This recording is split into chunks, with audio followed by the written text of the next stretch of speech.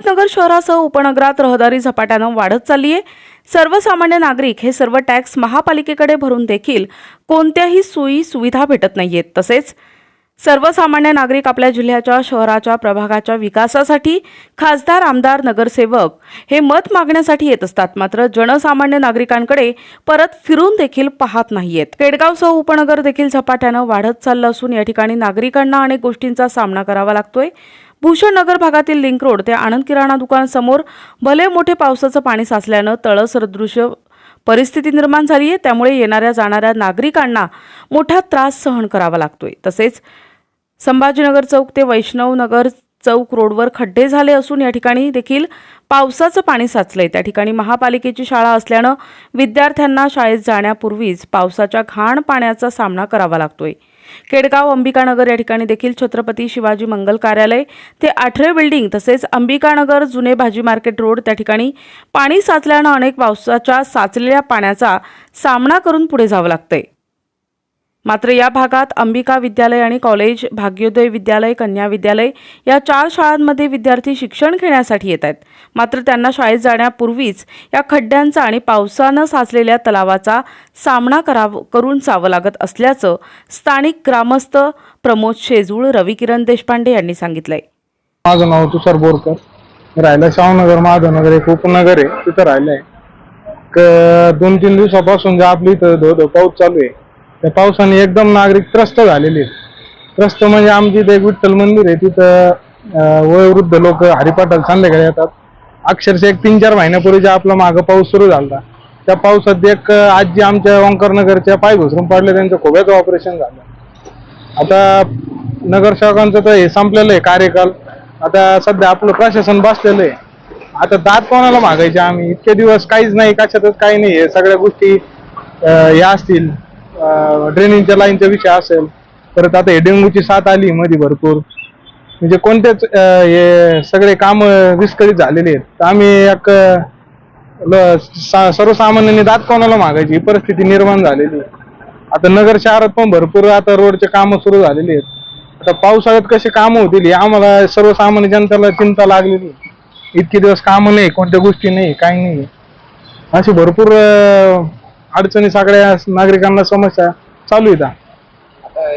आता 6 महिने झाला कार्यकाळ। आधीचे प्रतिनिधी समजा, आता आमचा जो मेन रोड होता, जो 5 गोडाऊन आमचे शासकीय गोडाऊन आहे आमच्या शाहूनगर रोडला, तर ते रोड 12 टायर 10 टायर कंटिन्यू त्यांच्या गाड्यामुळे आमची इथं रोडच टिकत नव्हतं। कसं आता एक मागच्या 6 महिने कालावधीत आमचे 3 नगरसेवक आहेत, यांनी एक चांगला भरपूर असा धष्टपुष्ट रोड केलेला आहे, त्यात वाद नाही काही।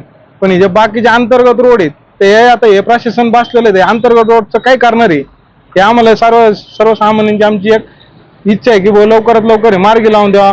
आम्ही म्हणतो नाही, आमच्या गल्लीत निदान सिमेंट रोड, डांबरी रोड तरी चालेल, पण आम्हाला निदान दगड आणि मुरमाचा रोड जरी दिला, समजा चिकूल न लागणं, बाबा गाडी स्लिप न होणं, अहो आमचा एक गावाकडचं पाहुणं जरी आमच्या घरी आणत म्हणजे आम्हाला लाज वाटते। सध्या अशी परिस्थिती झालेली आमची। मी रविकिरण देशपांडे, केडगाव येथील रहिवासी। मला साधारण एक 40-45 वर्ष आली नगर केडगावमध्ये राहत आहे। केडगाव परिसरातली इतकी बिकट परिस्थिती रोड बद्दल झालेली आहे। गल्लोगल्ली इतके खड्डे, पाणी इतके पावसाळ्यात इतके पाणी साठतंय, शाळेतल्या मुलांचे हाल होतात, वयस्कर लोकांचे जाण्या येण्याचे इतके हाल होऊ राहिलेत। ज्यावेळेस महापौर संदीप जाधव कोतकर होते त्यावेळेस जे सुविधा होत्या त्या आतापर्यंत तशा झालेल्या नाही आहेत। आणि दुसरी गोष्ट म्हणजे प्रत्येक ठिकाणी आता महापौर खासदार होऊन गेले, त्यांनी पण काही हे केलं नाही, आमदारांनी पण नाही काही। याकडे फक्त फ्लेक्झिबल बोर्ड लावून उपयोग नाहीये, याकडे सुविधा, नागरिकांना सुविधा दिल्या पाहिजे, व्यवस्थित हे केले पाहिजे। पहिलं पाण्याचे प्रॉब्लेम होता, आता नाही, पाणी व्यवस्थित आहे, पण रोड वगैरे हे झाले पाहिजे। यांनी यांचे कर्तव्य पूर्ण हे केलं पाहिजे। रोड नागरिकांना काय फक्त रोड वगैरे व्यवस्थित पाहिजे। वयस्कर लोक शाळेतल्या पोरांचे फार हाल होतात, जाणं येणं, कडेकडीन जायचं, एखादं पाय घसरून, एक तर गाड्या जातात ते सगळं अंगावर पाणी उडून, ड्युटीला जाणारे लोक, शाळेतले पोरं, यांचे फार हाल होतात। याकडे व्यवस्थित लक्ष घालून याचं व्यवस्थित हे झाले पाहिजे, रोड वगैरे झाले पाहिजे। ह्या पाण्याच्या याच्यामुळे, ह्या पावसाच्या डबके साठल्यामुळे याच्यात डेंग्यूचे डास याचे प्रादुर्भाव होऊन डासाची हे डेंग्यूची केडगावमध्ये सध्या जास्त जोरात चालू आहे साथ. याकडे पण लक्ष घातलं पाहिजे.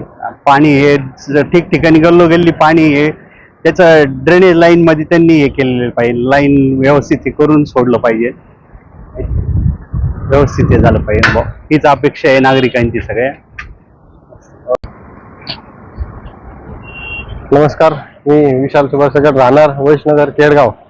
आज काल परवा खूप जोराचा पाऊस झाल्यामुळे केडगाव भागात अनेक ठिकाणी पाणी साचलं असून महापालिकेने याच्याकडे लक्ष द्यावं. आता सध्या शाळेचा सीझन चालू असून लहानल्या मुलांना येण्याचा त्रास होत आहे. या ठिकाणी खूप ठिकाणी असे डबके झालेत की त्यामुळे नागरिकांना या डबक्यामुळे सामोरं जावं लागत आहे. याच्यावर महापालिकेने लक्ष घातलं पाहिजे. ज्या ठिकाणी पाणी साचलं त्या ठिकाणी त्यांना मुरुम टाकलं पाहिजे किंवा त्या ठिकाणी रस्त्यांची सुविधा रस्ते चालू केले पाहिजेत. सध्या केडगावचे भरपूर रस्ते मंजूर झाले असून लवकरात लवकर महापालिकेने त्यावर लक्ष देऊन काम लवकरात लवकर चालू करावे ही महापालिकेला व सर्व नागरिकांना विनंती आहे की आपण यावर लक्ष घालावे. प्रतिनिधी शब्बीर सय्यद, NTV न्यूज मराठी, अहमदनगर.